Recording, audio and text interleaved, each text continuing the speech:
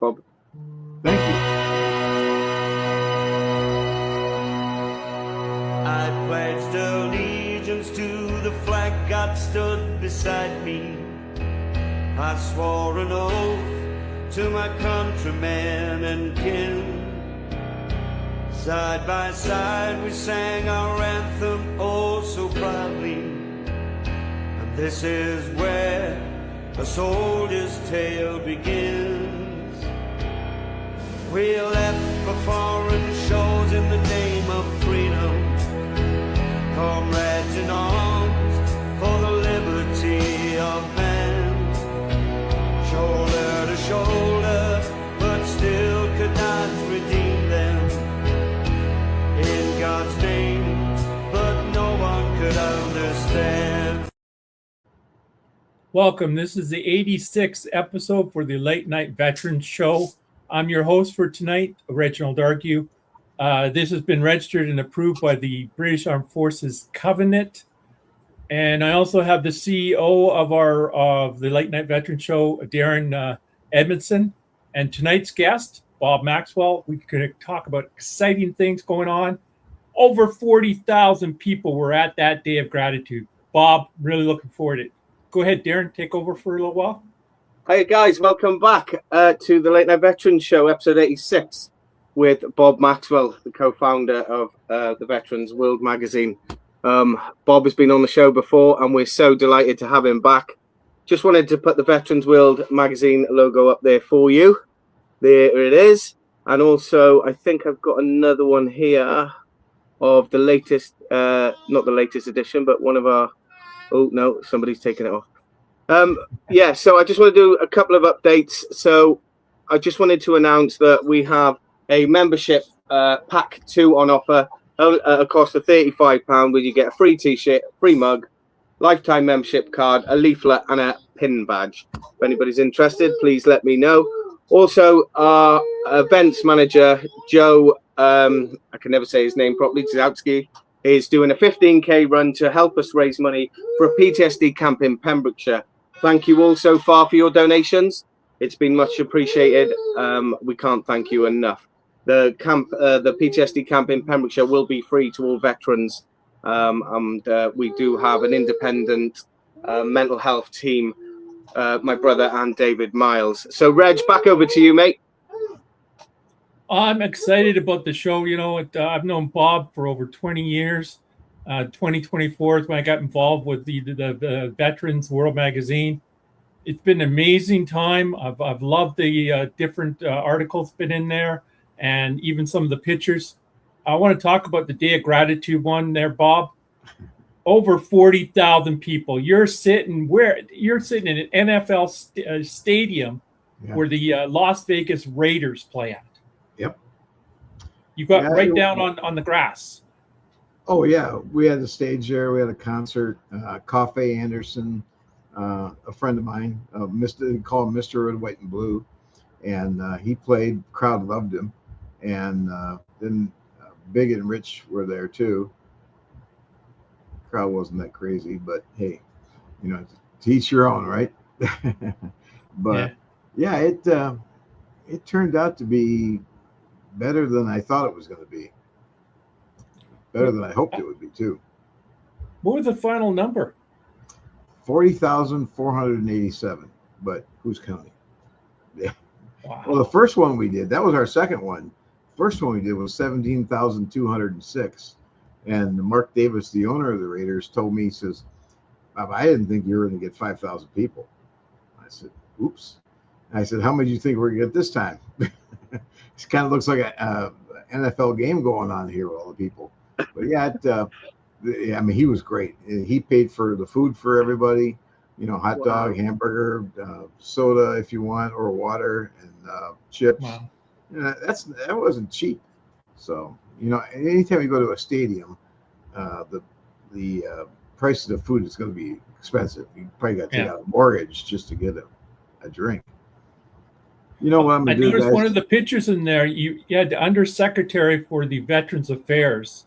There's a friend of mine I know from Las Vegas, known him over 20 years. He's friends with him too. Oh, good. And I was just like, I noticed the picture right off the bat. I was like, wow. Yeah, Sam Brown. Yeah. Yeah. He had generals on there and everything. I mean, you're probably going blind with all the shining lights off the general stars. Well, you know, being a retired cop, I don't get impressed by much, but I was impressed because I've been friends with the 4-star general, Andrew Pappas. He was a 4-star general of the Army.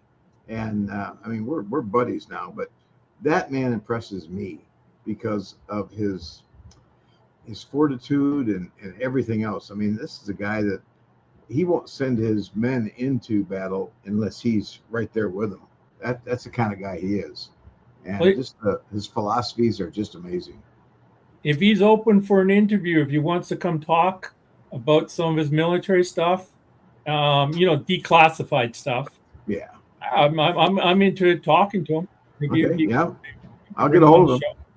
It'd be nice to have. I mean, he doesn't wear his uniform anymore. He's all retired. He's working out of the Pentagon, so I'm sure his time is pretty well taken. Go ahead, Darren. Yeah, sorry, I was just giving a shout out there to Philip Greenfield, saying, "All right, Darren, mate," and just introducing a few people that are coming to the show. Jerry McKinnon there, our CEO of America. He's doing a fantastic job. He's got his team in place, ambassadors there. So big shout out to Jerry, and another shout out. He sadly lost his uncle that pinned his in the RCAF. So we did do a 1-minute silence on the previous couple of shows. So yeah, Bob, I've got a couple of questions if you don't mind me asking. Sure. Oh, sorry, that's just falling down. Just give me a second. Let me just pull them up. I did just have them up. 1 second. I've wrote a load of questions. I won't ask you them all. So, Bob, let's start with the beginning. Yeah, let's start from the beginning. What inspired you to join the U.S. Air Force, and what did your military service teach you about life? Well, okay, I was your basic 18-year-old immature to life kind of guy. My dad was in the Air Force. He was a crew chief on a B-29 bomber during the Korean War, and I mean, that was my hero. I mean, everything he did he always ended up being the president of whatever group he was in, whether it was the Lions Club or the Sports Boosters Club for the high school or whatever. And I went to a lot of meetings, and I saw how he interacted with people, and he still had a lot of the flair from being in the service. A lot of things you learn, how, folding your clothes or whatever, following through the whole bit. And so now I'm in high school. I'm like, the hell am I going to do when I get done with school? I don't want to go to college right away. I'll wait for a while. And I don't think I was smart enough to go to college anyway. But I ended up joining, and I'm 3 weeks into basic training, right? And I get called into the major's office. I'm like, what? What did I do? Who did I piss off now? I just got here. I mean, I didn't even know how to salute properly yet, or the proper protocols of things. So I walk into his office, and I'm standing there stiff as a board, scared to death. He goes, "Relax, son. Don't worry about it. Sit down."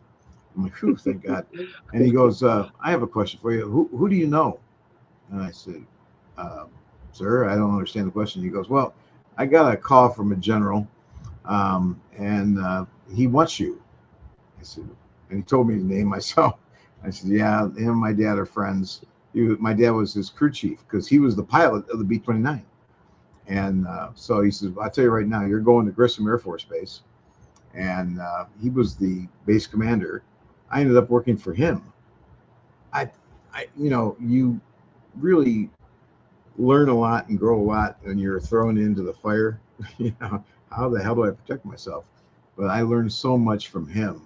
I knew him since I was young, so it's been a long time. But he, no preferential treatment or nothing. He made me earn everything, and I learned so much from him.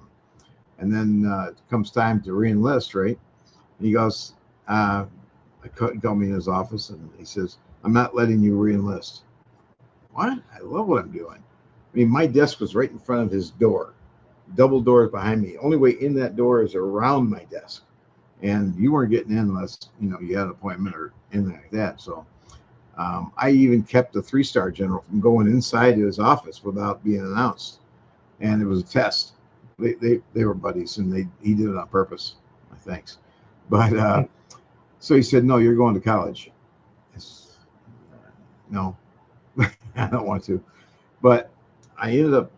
I was a kicker on the football team, all right, for our base, and so he sent some of the films to the coach at the college that he wanted me to go to, and it was his friend. So I'm like, oh boy. So we went up there on a weekend, and I'm out there stretching on the field and warming up and everything, and I see this other guy out there with these 2 big Dobermans, and they're jumping up, and he's swatting at them, and he's laughing. Dogs are barking. I mean, it would have probably killed a normal person, right?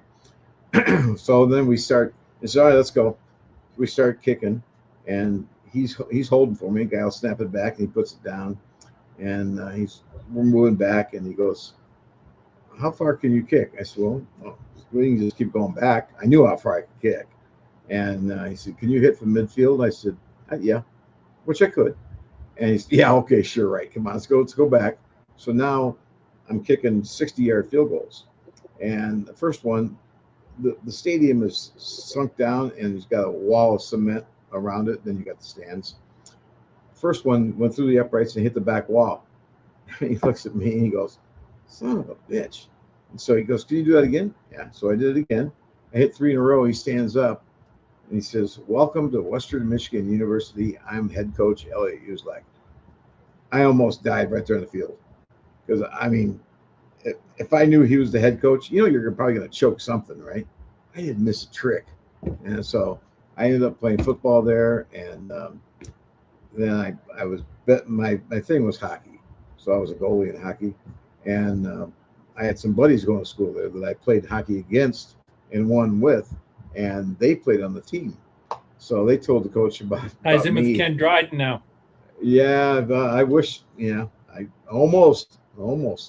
But I ended up playing. They split my scholarship, half for football, half for hockey, and it worked out pretty good.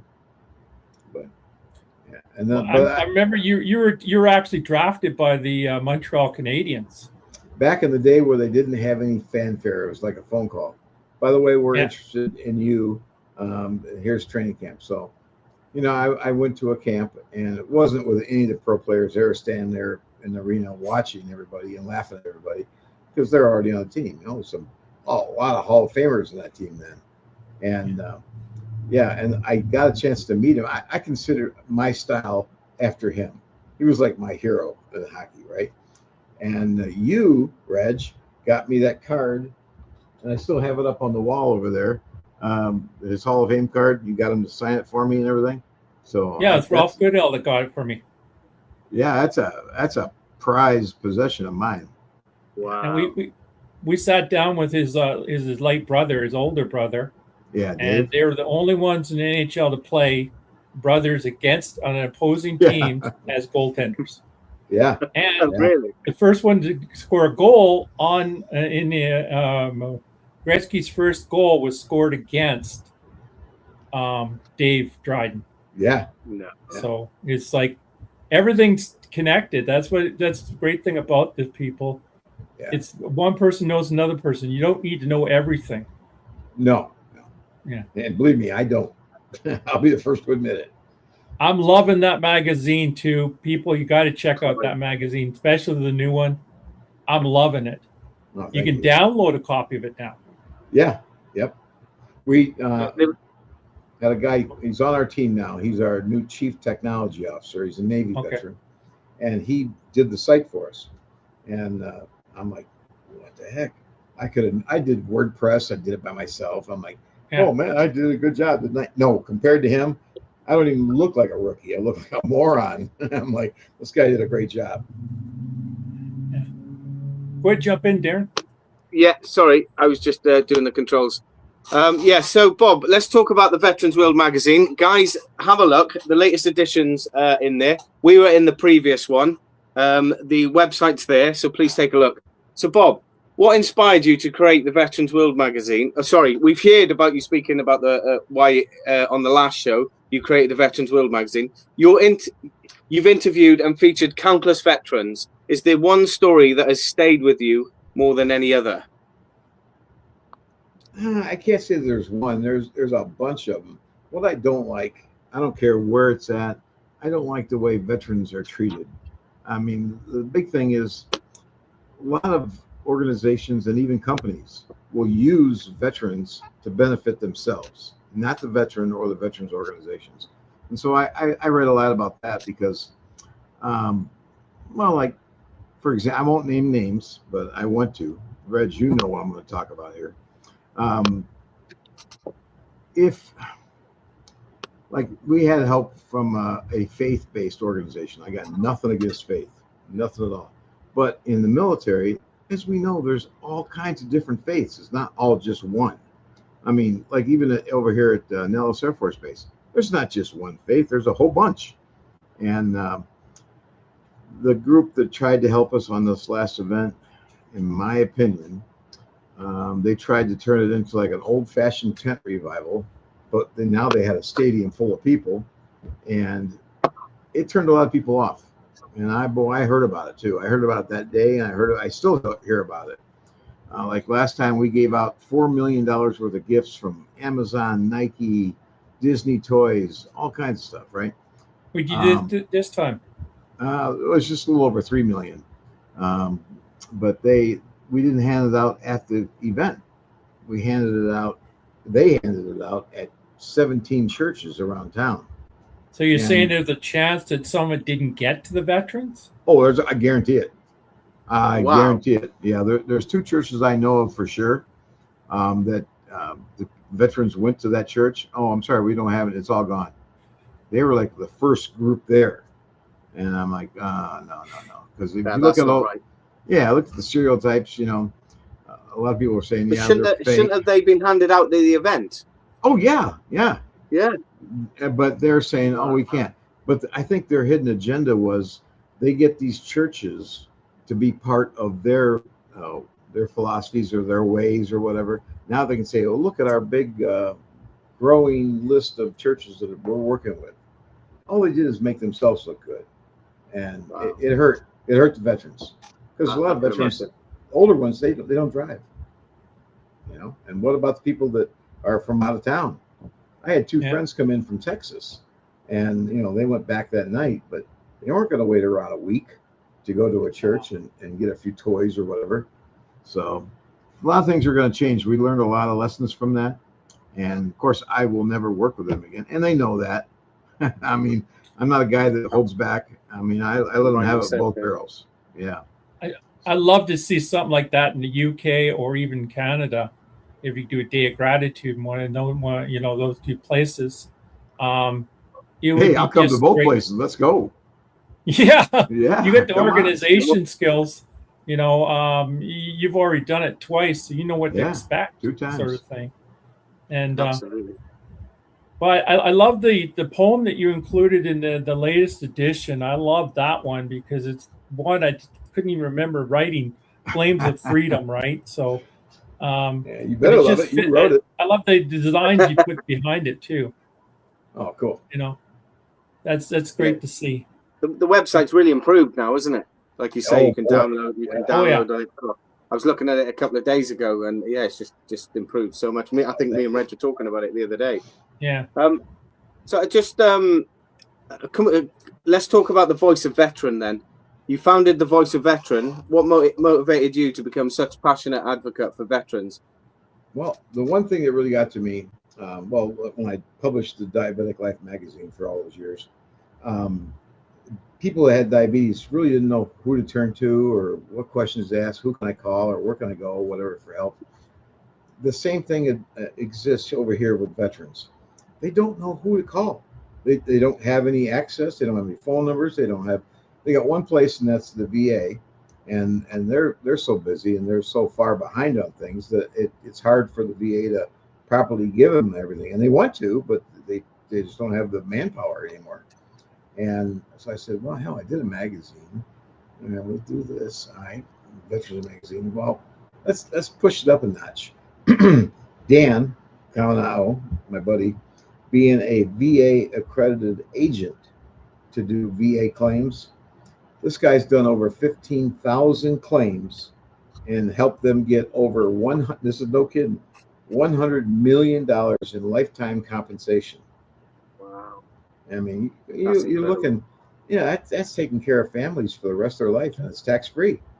So I said, well, and different things came along, and people started needed help, and I said, well, okay, here we have a good solid foundation now to make this what it is now, and so I surrounded myself with the right people. That's one of the secrets of business, surround yourself with the right people. Made you look good. Well, they're the experts. I'm just like the bottle of glue. Come here, touch this. Come on, you're on our team now. So, but it's fun. I have a new thing I've been working on for 2 years, and Reg, I think I've mentioned this to you a few times. It's called the Veterans Super Center. Like you got Walmart over here, you got Walmart Super Center. Everything on under one roof. Yeah. So now I'm just finishing up the business plan, and I've got people interested. I mean, seriously interested. So we get a facility, and I talked to a guy the other day who is an actual realtor, and he helps organizations get the buildings they need. And we talked for like 2 hours on the phone. He says, you're going to need about 100,000 square feet. I said, oh, no, we can't afford that. I mean, I'm building this right now like you did Voice of the Veteran, but no money. So I'm putting this all together, and I'm getting to the right people. And it's got a life of its own now. Wow. Like I said, it's called the Veteran Super Center. And everything you can think of will be under one roof, inside and out. Like inside, I want to have a warehouse, and where we can play floor hockey, of course, have volleyball, pickleball, a workout room, and that'll be. And then outside, we'll have pathways with benches and shade where you can walk around and talk to other people, or just get the exercise, or just have that mind space that you can go out and work on yourself. And then a dog park. I call it a dog park. Dog freedom run, so they can just run crazy, but it'll have shade and grass and everything. But incredible. I've got the VA already said they'll put an office in there with their computers, so if you're a veteran, you can walk in there and say, oh, I need to get signed up with the VA right over there. They'll sign you up. You got your card, now you're ready to go. If you need to go to the ER the next day at the VA, you're already registered, so go. All in one place. Brilliant. I'm hoping so. I mean, that is brilliant. Well, keep us updated on this. We want to hear more about it. Yeah, 100%. One great thing that's happened with this platform, Darren, I got to thank you again for letting me come on, is that now Tim Riley is what he's done. He's introduced us to people. Tim, shout out to you. He's introduced us people around the Mefequin Valerium, and we've done a couple interviews. We've already put the the sound out that you want a couple articles, right? Can you just give us a little indication, like what kind of things, maybe format, or how would you like to have that submitted over to you? Could this be a Mefequin stuff and the poisoning of our veterans? Are you asking me or Darren? Well, I'm asking you, Bob. You both, yeah. It's your magazine. Yeah, still.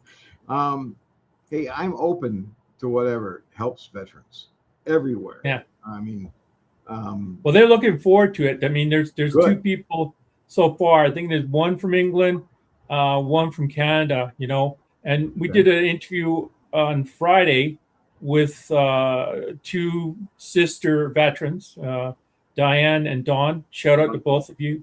Extremely brave. And they've exposed sexual abuse within the military.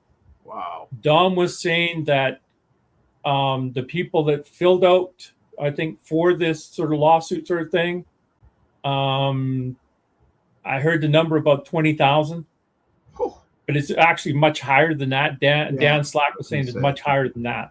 25,000, isn't it? Yeah, well, the 25,000. So, but still, it's like, and 25% are male, Amazing. and you're just looking at it going, I mean, that's something else we'd love to get into your magazine, because we need to get this to people. And 1.4 million online subscribers. If you're not a subscriber to the Veterans World Magazine, subscribe tonight. If you're not a subscriber to the Late Night Veteran Show, subscribe tonight, because we are going to basically bring in guests. We are going to bring change, and that's what it's all about. I just wanted to say that. Well, was it Dawn and Diane you said? That's your names? Yeah, Dawn and Diane, they were actually, that was the last one, the 85th episode. They were talking about the sexual abuse in the military and how they exposed it and everything. And one of them was extremely, I mean, both of them, I love both of them. They're extremely inspirational. They're my heroes. So, and Dan Slack, right there. Shout out to you too. Yeah, I'll look right in the camera and tell Don and Diane, please send it to Reg or Darren.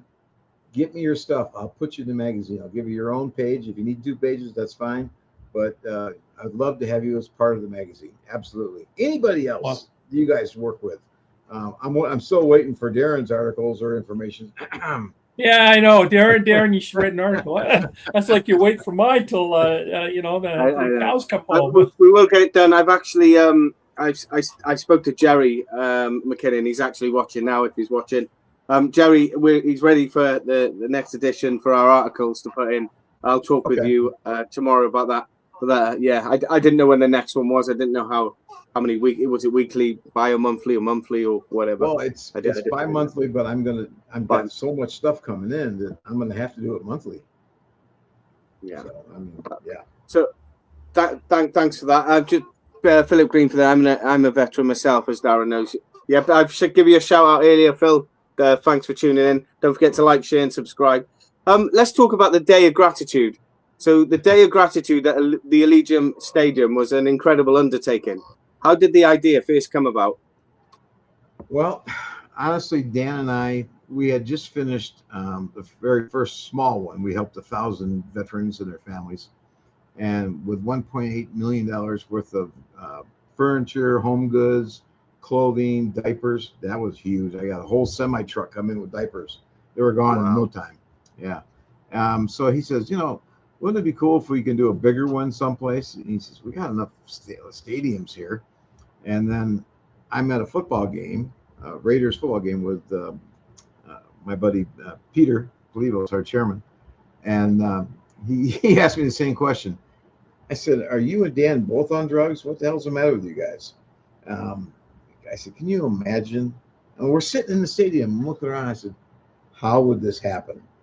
And he says, come on, you got an imagination. Love that answer. Yeah. And so, yeah, and then little bit by little bit and piece by piece and person by person, holy crap, we got something going here. So, yeah. But I want to do it. I think if we did another one, Peter's wife might hang him out to dry from a short rope on a tall building, but because the guy, he's an attorney, he's a national litigator. He does a lot of work in Greece. He was over in Switzerland now. He called me the other day. He's working on a case over there. I said, what the hell's the matter with you? You haven't even recovered from Day of Gratitude yet. But he's an incredible worker. He really is. But I don't know if I want to do Las Vegas again. I want to step outside, go someplace else, and give other veterans a chance. So, I mean, you mentioned Canada and the UK. I'm on board. That was coming on to my next question. Do you see this becoming a national movement? Yeah, I do. I already know that the NFL wants to have it in their stadiums. But they got a lot of money and they got a lot of pull. So I'd love to sit down with them and say, here's what we did, here's what we can do, and here's what's on the horizon. So everything's possible. Yeah. We're limited by our imaginations. Yeah, I think we need to put this out there a bit more, put it on our websites and stuff, and reach out to stadiums over here and try and get you in with them as well. I'll work on that. Ryan Reynolds, that Canadian, doesn't he own a soccer team over in Scotland or England? I think you mentioned it, yeah, but I don't know him personally. But is that one of Tim's contacts? Might be. I don't know. I mean, Well, we're in the process, Bob, of we've now reached out. I'll tell people there is that Argo movie. Oh yeah.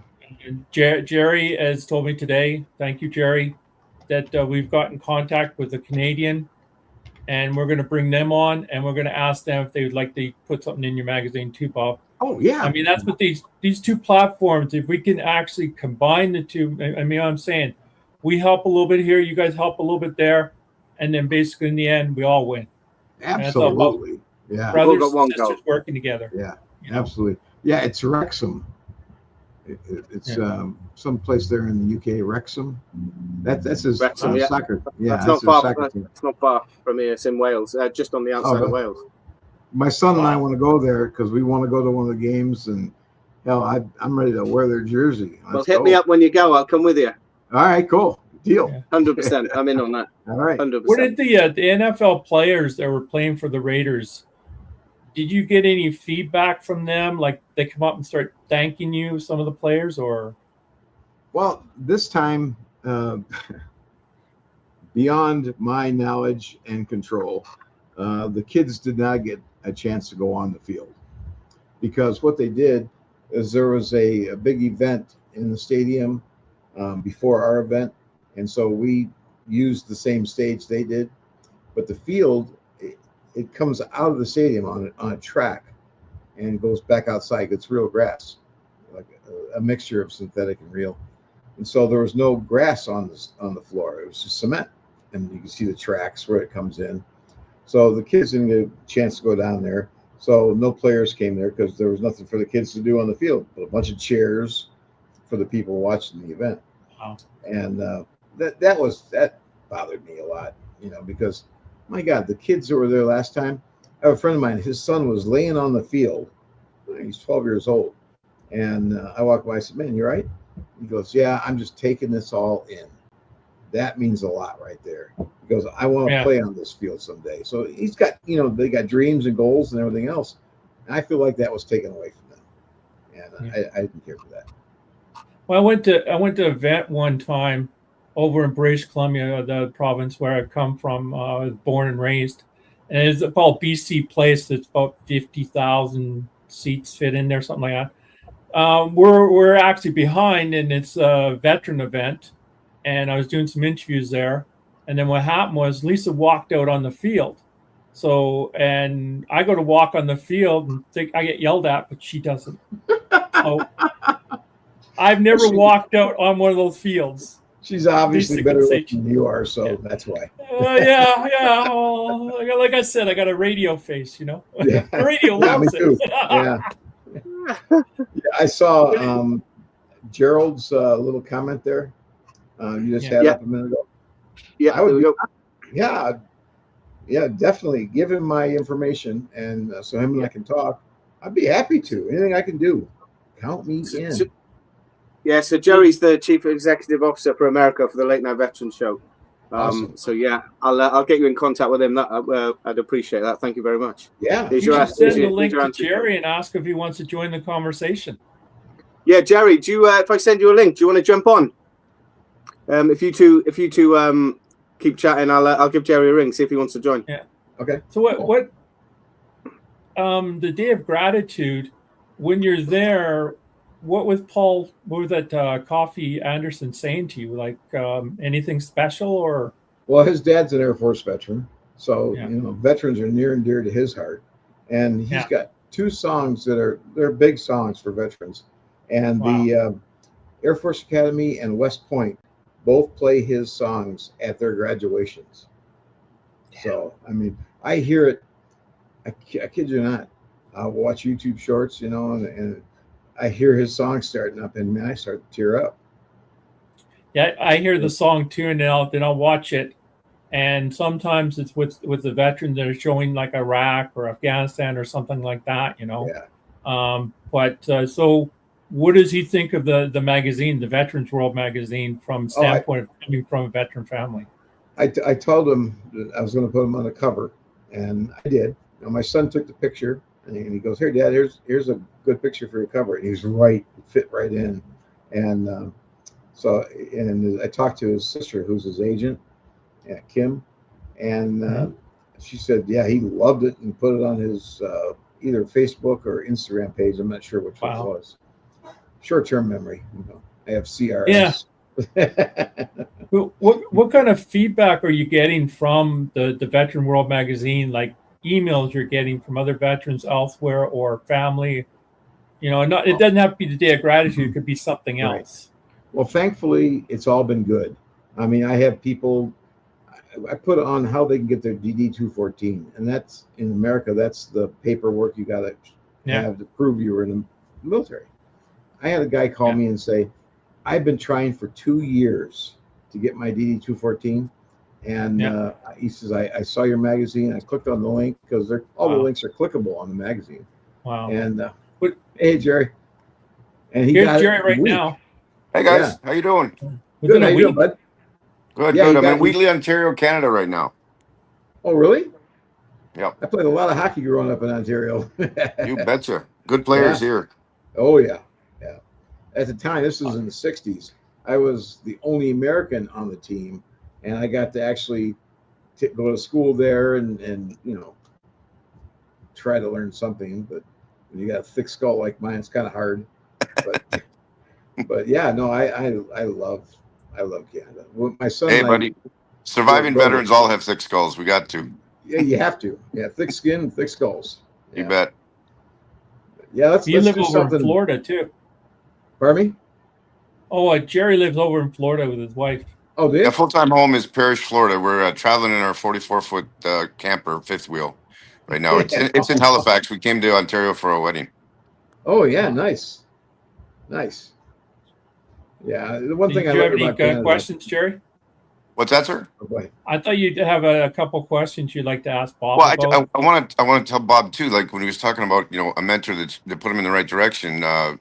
Edmund gave a shout out to my uncle Ray Gillis, Master Warrant Officer, 28-year flight engineer, retired. He was my boy, and he pushed me to go to military college in Canada. So he made sure that happened, and nice. The rest is history.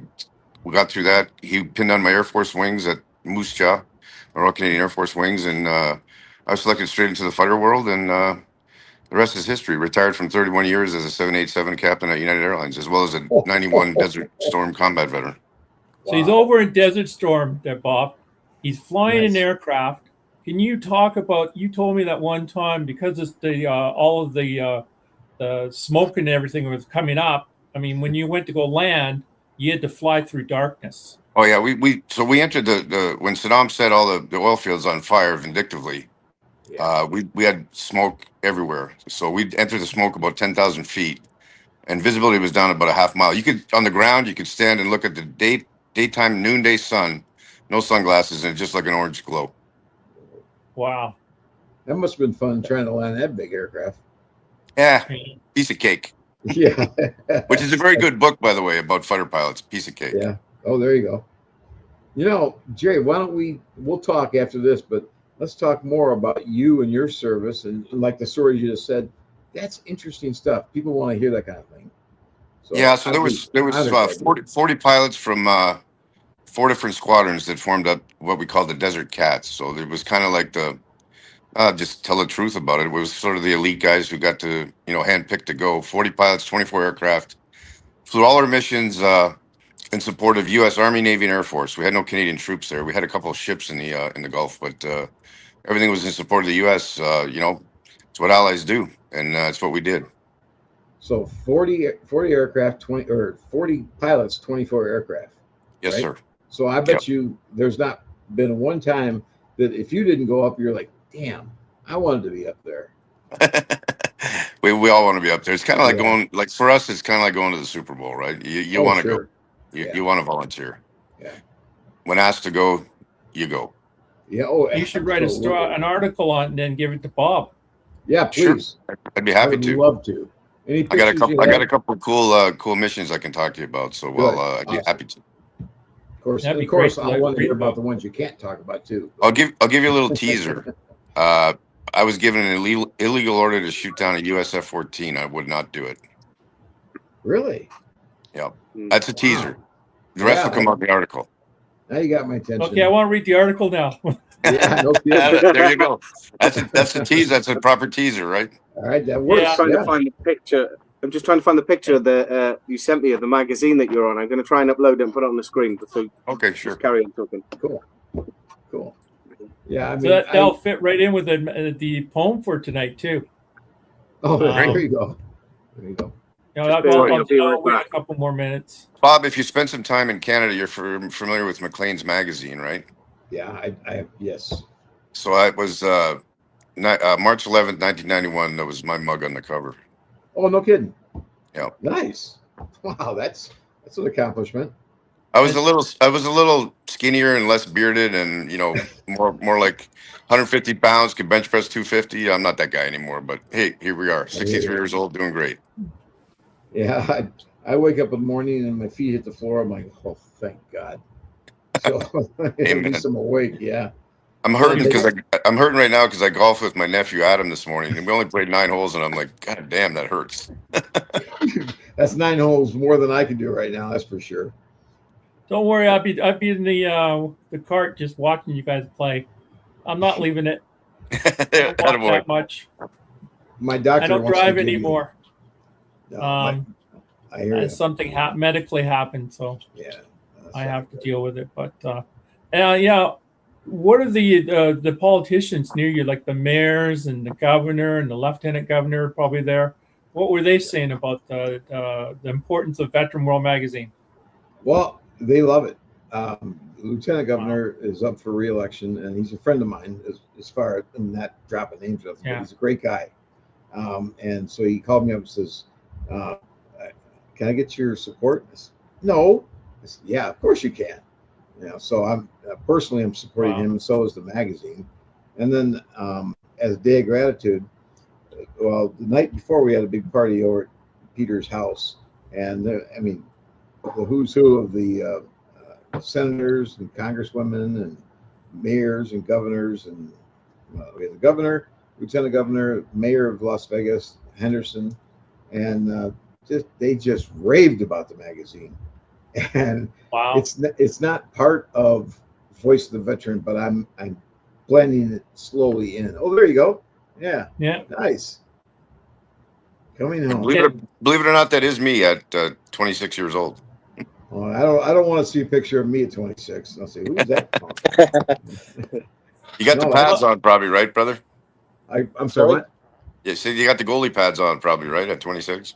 I did. I still did. Yes, I did. Yeah. I think I stopped playing when I was about 35. It's nice to see more Canadians getting involved with the magazine. I was starting to get lonely there. The only Canadian that I felt like I was ostracized for a little while. Yeah.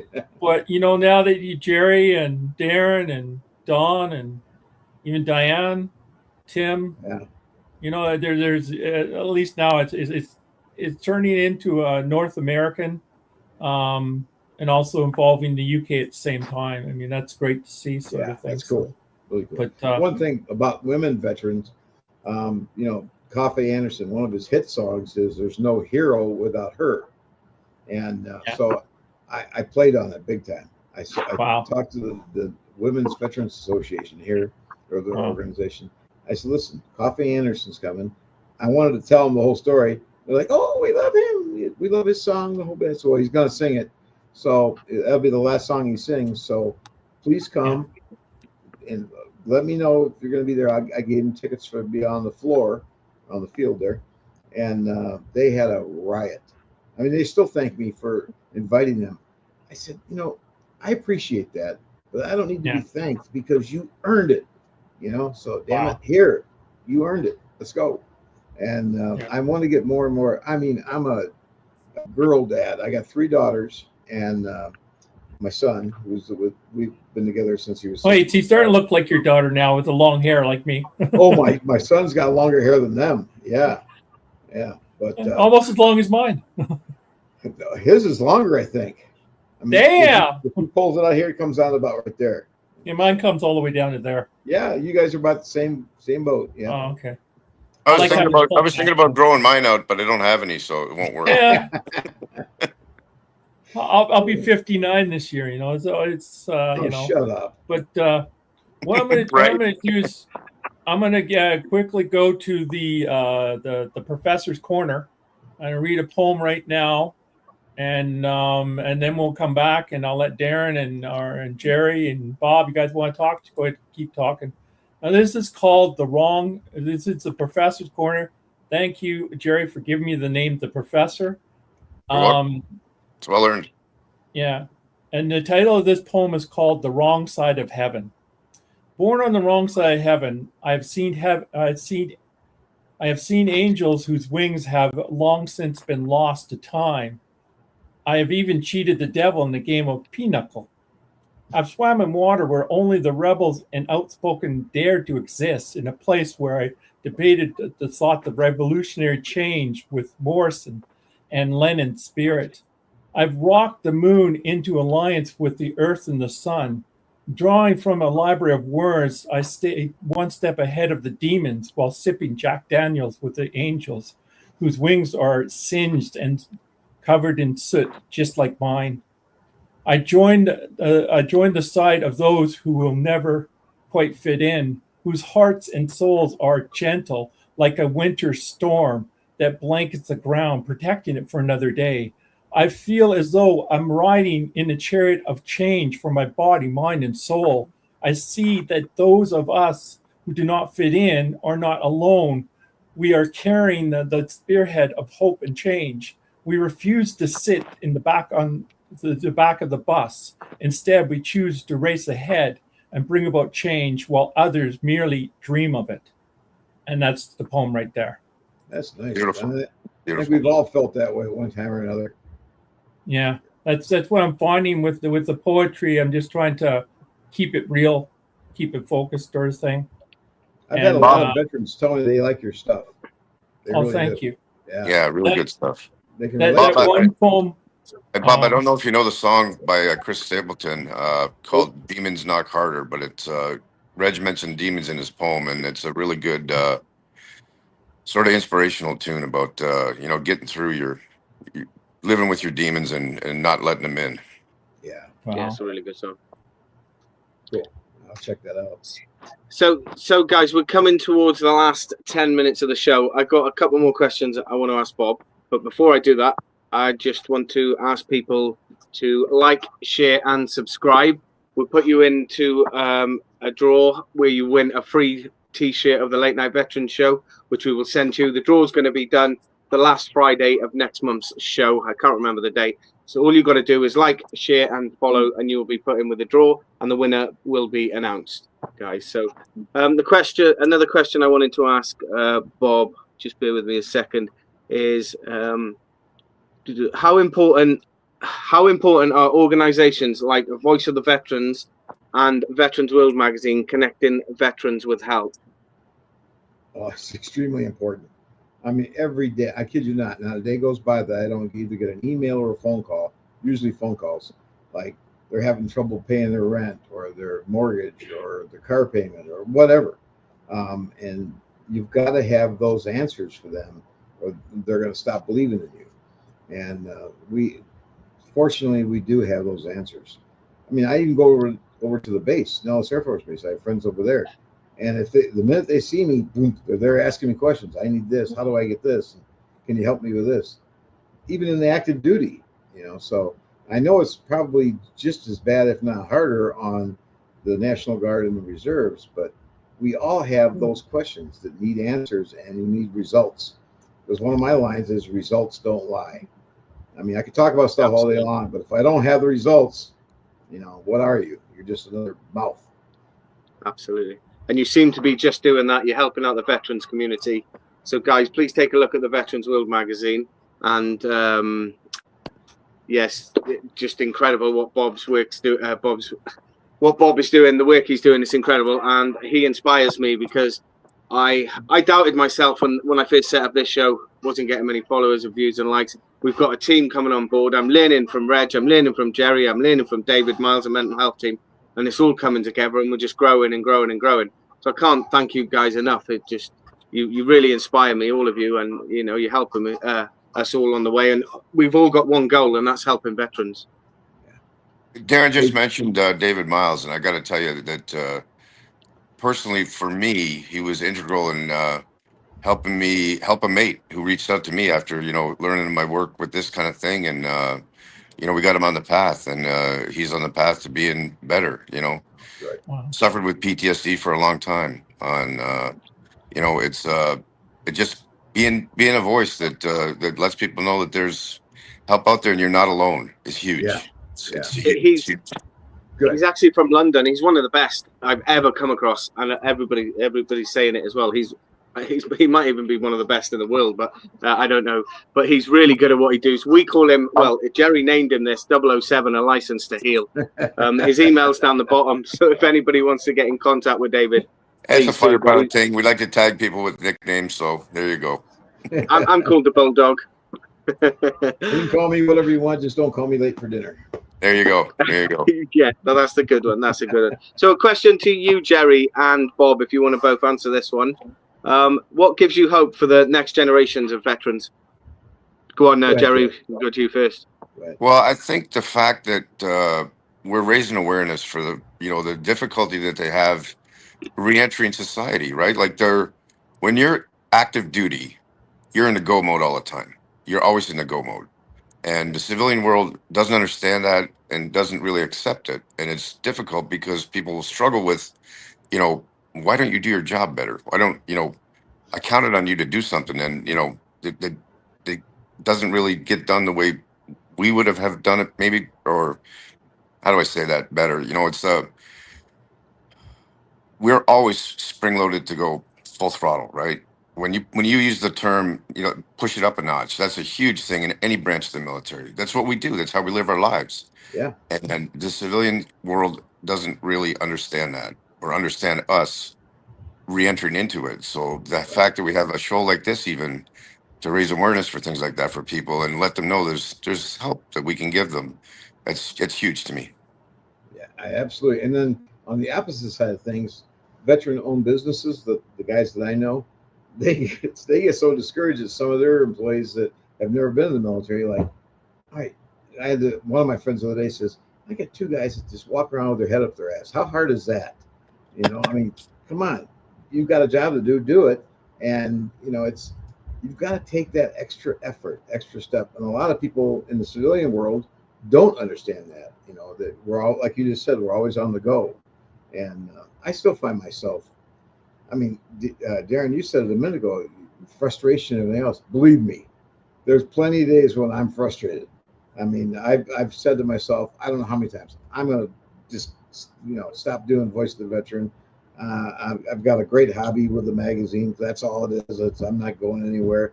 And then my son comes down. He's a big boy, bigger than me. And he sets me straight. He goes, Dad, get out of the way. And he gets on the computer and says, see this, see this, see this? And I said, yeah.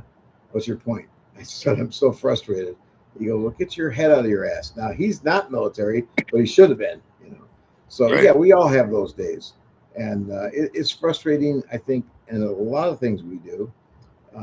Even sitting there working on the super center, I'm getting a lot of interest now. I've been working on it for 2 damn years.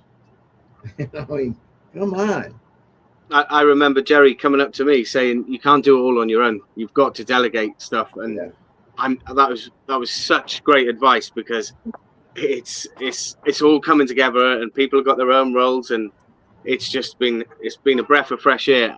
And the team now we've got is just incredible. If you generally ask a veteran for help, somebody they'll give it. Yeah. Oh yeah, absolutely. But like you just said it, Darren, what I want to do is I want to make jobs for people. It's all veterans that we have on our team now, and I want to actually get them to where they're getting paid. And I don't want anything for free, and anybody to do anything for free. I want them to. That's understandable. Yeah, because that's a talent. That's that's their expertise or whatever. By God, it is. Yeah. Yeah. So I want to get those jobs so I can delegate. Yeah, and go hide in my office. So, Reg, I'll hand it back to you. We've got 5 minutes left. Any last words? Anything you want to say? Awesome as always. I love what Jerry came in and what he shared and what Bob was talking about. Go check out the Veterans World Magazine website. Go check out the magazine. Coffee Anderson's on the front. Go check out my poem. Go check out other articles in there. And then check the one out that when we tied the Veterans World Magazine with the Late Night Veteran Show as partnership together. Go check that one out. That will really rock you because we are going to start getting guests who are fellow veterans, first responders, supporters, and family members. And Bob, we're going to start directing more people your way. Let's start sharing people's stories. Let's start taking this to the world. 1.4 million you have now. This is what I love. This is what I love. It's all about networking and coming together because all our goal is the same. Our one goal is the same. And we can't thank you enough, Bob, for what you did, putting us in the Veterans World Magazine and becoming partners. I appreciate you guys. Absolutely. We appreciate you 100%. And we've got the 3 chief executive officers now, the Late Night Veteran Show, and we've got the CEO of the Veterans World Magazine. What more could we ask for a show? Money. You got any last thing to say to Jerry? Brilliant. You want to say any other stuff, Jerry? Add a couple minutes. Well, James Garner played a role in The Great Escape, and I learned this the other day. I shared it with the Late Night Veteran Show chat that we're on, and he played a role as a scrounger. Right? He could get anything. He could. He knew how to get things done, and I learned that it was actually modeled after a Canadian. It was a Canadian kid that was the scrounger in the actual the stalag they were in. I don't remember what it was, and it was a Canadian pilot who'd been shot down. And not a good tunneler. He was claustrophobic, couldn't be in the tunnels, but he was happy to get things done and make things happen, producing IDs and everything else. And, I kind of feel like I'm a little bit like the scrounger.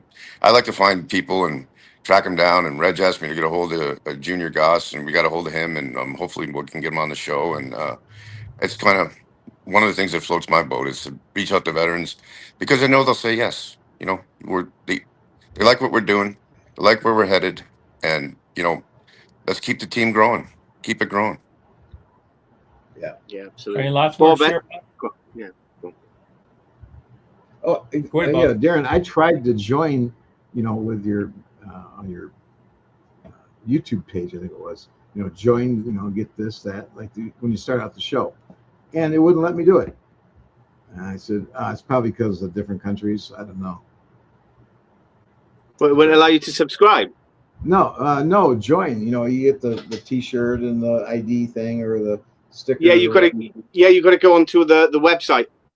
Yeah, I tried doing that. I followed everything it told me to do. I said, okay, I know I'm getting old now if I can't do it. Right. Okay. The way I got involved with the show was I just liked the page, and Darren reached out to me directly and said, "Hey, would you be interested in doing a little more?" And I said, "Hell yeah, happy to." Yeah. Having suffered through some PTSD myself, my episode is 73 if you want to go watch it. So it's still available online. Okay. Yeah, I will do that. It's online on the websites. I think we've got like 8 different social medias. We're planning on upgrading the StreamYard so we can go on 8 platforms at the same time. We're still working out how to stream on TikTok whilst here, because whilst we're live, you've got to have a premium account or something like that. So we're looking into that, and Instagram. It's difficult. I'm technical, but I need to do some bit more digging because that's where all of our followers, majority of our followers are on TikTok. It's just flying. If we can go live whilst we're going live here onto that, it'd just be incredible. Because after the show, I upload it then a couple of days later onto TikTok, and it's getting some good hits. Good. Hey, Darren, my boy Sam might be able to help you with that. He's my IT guy, right? So he might be able to reach out to Sam. Yeah, I will. I'll drop him a message after this. Okay, great. Any last words, guys? We're coming up to the hour. I want to tell everybody. Great message, great show. Jerry's article, Darren's article, and continued information, and Reg's poems, and anything else you want to do, Reg. Any of you guys? Yeah. Let's go. Send them in. I love what's happening, and like I said, the guests that are coming on are amazing. And I'm trying to connect you at the same time, helping you with your veterans. And that's what it's all about. So, but anyway, thank you all for coming on. Thank you, Darren, for coming on and doing technical stuff. No problem. Next Friday, we're coming back. I think Tim Riley, Dave Bono, and there's another person possibly coming from the Britain. UK who's been affected by mefloquine. So that's I think that's just coming Friday, and then Sunday whatever you book there, Darren. So other than that, we're going. And to everyone out there, I just want to say thank you for tuning in. Amazing show. Thank you, everyone. Yeah, just while you're saying that, we've got a show booked in. You've mentioned Tim Riley, Dave Boner, and the British about the mefloquine. But on their Sunday, is it the Sunday? I've got Amanda Askew, which is Nadine Askew's mother. She was killed in the British Army at the barracks, and her mum wants to reach out and share her story. There's a lot of complications. I think they tried shutting us down last time. We kept getting kicked off and back on. I made a couple of phone calls, and hopefully we should be able to get the full story next Sunday. Guys, this is the Late Night Veteran Show, episode 86, with Veterans World Magazine CEO Bob Maxwell, our Chief Executive Officer in Canada, Reginald Argue, and host, and our Chief Executive Officer in America, Jerry McKinnon. And I'm your host, Darren, and the Chief Executive Officer of Britain. This is the Late Night Veteran Show, guys. Love and good night. Awesome. I pledged allegiance to the flag God stood beside me. I swore an oath to my countrymen and kin. Side by side we sang our anthem oh so proudly. And this is where a soldier's tale begins. We left for foreign shores in the name of freedom. Comrades